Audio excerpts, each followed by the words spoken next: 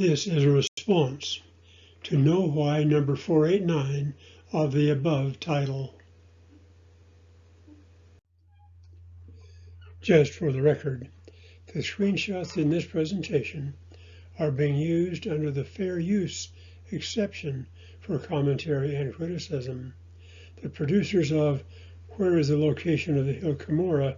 Know Why number 489 had nothing to do with the creation of this response presentation titled Know Why 489 Response. The very first picture in the initial Know Why 489 presentation is a hypothetical image of Mesoamerica. It appears that one place a person could believe for a location of Cumorah is in Mesoamerica. It also appears that everyone in the church who has given it any thought at all believes that Moroni retrieved plates from the Cumorah located in New York to give to Joseph Smith. Those who believe both would be following the two Cumorah theory. The Book of Mormon speaks of a land called Cumorah. Beginning in the mid-1830s, early Latter-day Saints started calling the place where the plates had been deposited and found the Hill Cumorah. The earliest such historical uses of that name came from accounts of William W. Phelps and Oliver Cowdery. Know Why 489 just mentioned Oliver Cowdery and will show a picture of him in its next picture. Before we proceed, we need to look at Oliver and at his letter 7. Oliver was a scribe for Joseph Smith for most of the Book of Mormon translation. He shared Joseph's experiences in baptism and in the restoration of the priesthoods. He was ordained an assistant president of the church, senior to Joseph's two counselors at the time. Joseph asked him and then assisted him in writing 8 letters about the history of the church. Letter 7 is one of those letters.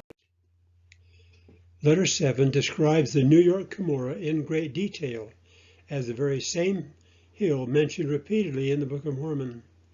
Joseph had it copied into his journal as a part of A History of My Life.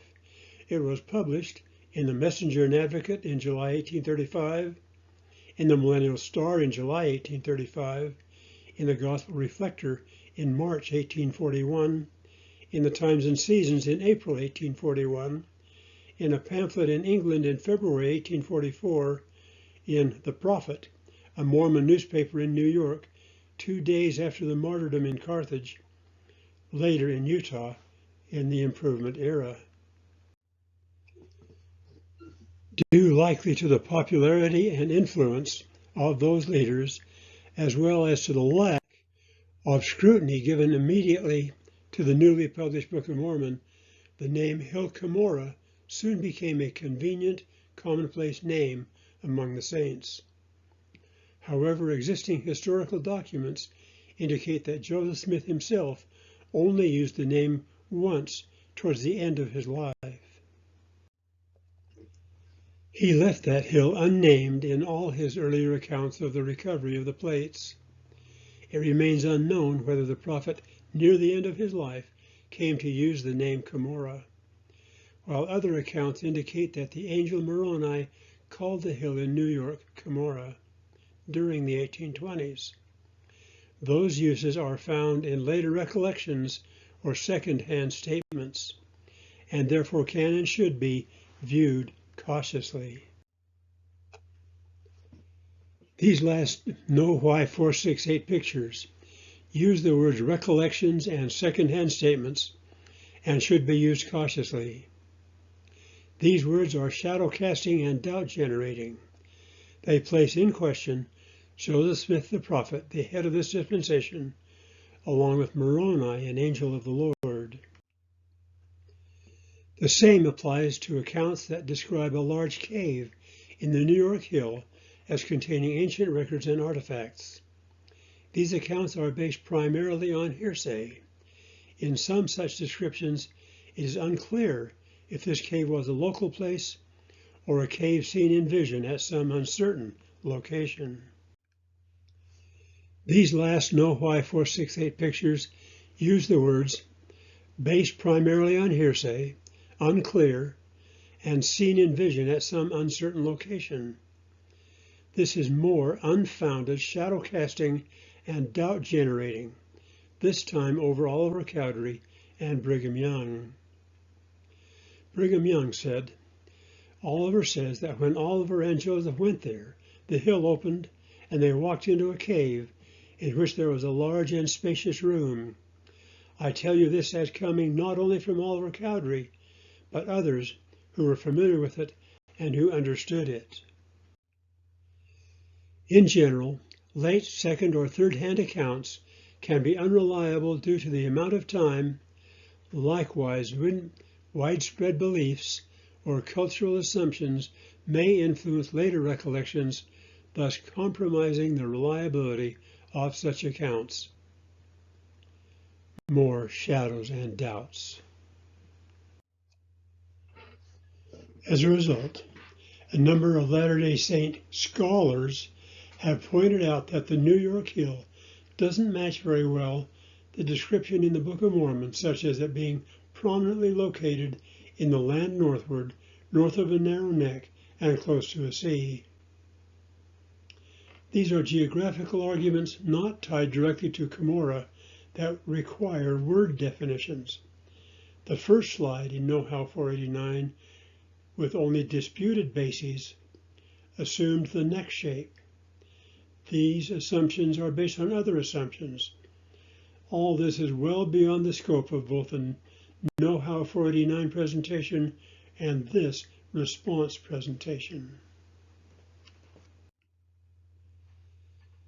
A lack of archaeological evidence for massive battles at the New York Hill seem to confirm the idea that the hill where Moroni deposited the final record was located in a different area than were the Cumorah battlegrounds. This argument is not based upon fact. Non-member archaeologists in New York and several nearby states have found a great many mass shallow burials indicating wars in the carbon-dated Book of Mormon era. Almost a century ago, Apostle John A. Widtsoe, after discussing the controversy surrounding the location of the Hill Cumorah, explained that, as far as can be learned, Joseph Smith, translator of the book, did not say where on the American continent Book of Mormon activities occurred. The words, controversy surrounding the location of Hill Cumorah, appear only in Know Why 468's introduction wording. The word Cumorah does not appear in Elder Widtsoe's quote. To imply that Elder Widtsoe and or Joseph Smith endorsed the two Cumorah theory does not appear reasonable. It is left to all readers to ask questions and remain open to uncertainties and possibilities. Because the Mesoamerican theory depends on the two Cumorah theory, proponents have managed to keep letter 7 out of their scholarly publications. They don't cite it, they don't address it, they don't even want people to know about it. Despite its extreme significance and early broad publication, it was not even mentioned in Know Why 489. Every member should know about letter 7 and its ability to answer questions and clear up uncertainties. There are more omissions by Know Why 489. Of even greater importance are the multiple statements by this dispensation's apostles and prophets. They are unanimous in their statements that the New York Cumorah is the site of the final destruction of the Jaredites and Nephites, and also the same one mentioned throughout the Book of Mormon. To my knowledge, there have been that's none, 0, apostles or prophets specifically endorsing the two Cumorah theory. Names of those found so far, endorsing just one Cumorah, and that one being in western New York, USA, follow. Oliver Cowdery, Apostle and Assistant President. President Brigham Young, Elder George Albert Smith, then of the Quorum of the 12 Apostles, President Anthony W. Ivins, counselor in the First Presidency, Elder Joseph Fielding Smith, at the time apostle and church historian, Elder LeGrand Richards, President Marion G. Romney, counselor in the First Presidency, Elder James E. Talmage, Elder Mark E. Peterson, Elder Bruce R. McConkie. Then a letter signed by the First Presidency in October of 1990, signed by Ezra Taft Benson, Gordon B. Hinckley, Thomas S. Monson. Elder Russell M. Nelson, at the time, he was president of the Quorum of the 12 Apostles. A classic quote from Russell M. Nelson, even before he was called as the general authority, as quoted in General Conference in April 2018, follows. It appears most fitting at this point. I never ask myself, when does a prophet speak as a prophet, and when does he not? My interest has been, how can I be more like him? My philosophy is to stop putting question marks behind the prophet's statements and put exclamation points instead. While it is interesting and important to collect and use the best information and tools available in reconstructing the Book of Mormon's geographical setting, it is more important not to lose focus on the book's own self-declared purpose to be a divine witness of Jesus Christ and the eternal truths of his gospel.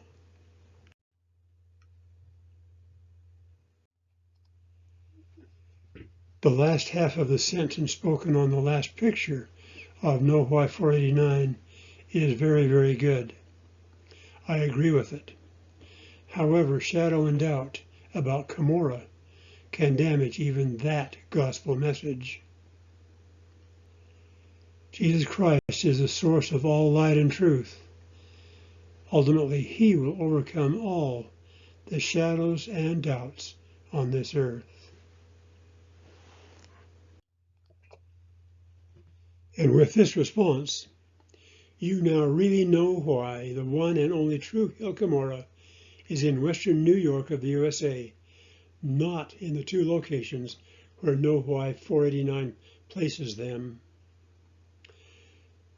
As a footnote to this response, you may be interested in my YouTube presentation that shows the full quotes and sources of the above named apostles and prophets.